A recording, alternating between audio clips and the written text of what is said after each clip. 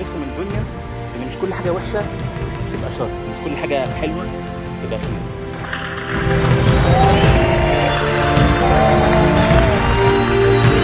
الناس عارفه ان انت فنان، بس ما تعرفش ان انت انسان محترم جدا كمان وصاحب اخلاق عالي قوي يعني.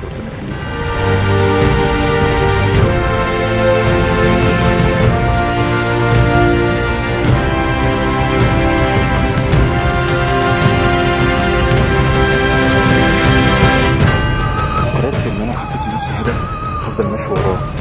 لو باب اتقفل هنزل من تحت هفضل حفرت لي هنطني.